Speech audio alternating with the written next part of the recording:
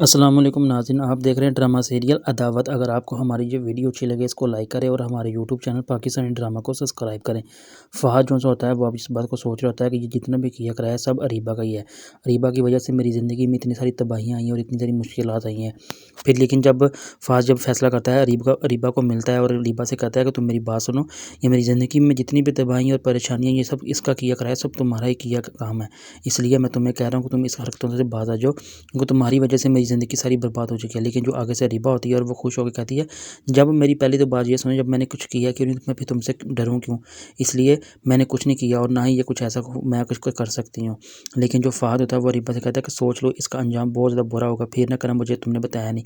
लेकिन वो वहाँ से उसको कहता है कि ओके, अगर तुम इस बात को नहीं मानते तो फिर देखो और थोड़ा सा इंतज़ार करो, तुम्हें बहुत जल्द हर चीज़ देखने को मिल जाएगी। लेकिन जब फ़हद उनसे होता है वो गुस्से में फ़ौरी असजद के घर आता है और असजद के बेडरूम तक आ जाता है।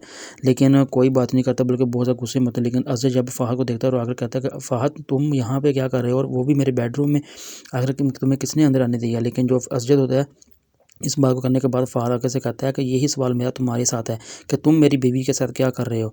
लेकिन जब ये बात अजय सुनता है तो एकदम से हैरतज़दा हो जाता है कि तुम्हारी बीवी क्या मतलब तुम्हारा, मैं तुम्हारी बात समझा नहीं। फिर जो सा है कि फ़हद जो सा वो अजय को कहता है कि ये मारिया मेरी बीवी थी, लेकिन जो कि मारिया होती है वो कहती है कि मैं तुम्हारी बीवी नहीं बल्कि मैं असजद की बीवी हूँ, तुमने मुझे डिवोर्स दे दी थी। लेकिन जो फ़हद होता है वो अपनी तमाम सारी बातों को याद करता है, बल्कि कहता है कि नहीं ऐसा कुछ नहीं है, मैंने तुम्हें कोई डिवोर्स नहीं दी।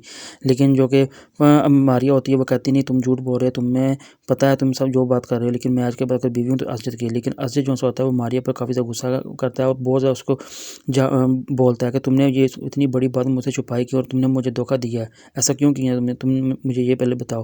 लेकिन आज के बाद तुम मर गई हो मेरे लिए। लेकिन जब ये बातें ये सब रवैयत देखने के बाद फ़हद जो सा होता है वो कुछ नहीं कहता, बल्कि ये सब तमाशा देख रहा होता है।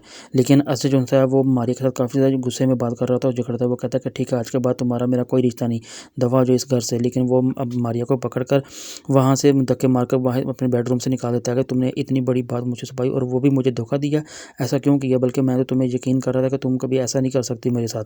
लेकिन तुम फ़हद की बीवी होने के बावजूद तुमने मेरे साथ शादी करने का फ़ैसला क्यों किया? आखिर तो ये तुमने बातें मुझसे क्यों छुपाई?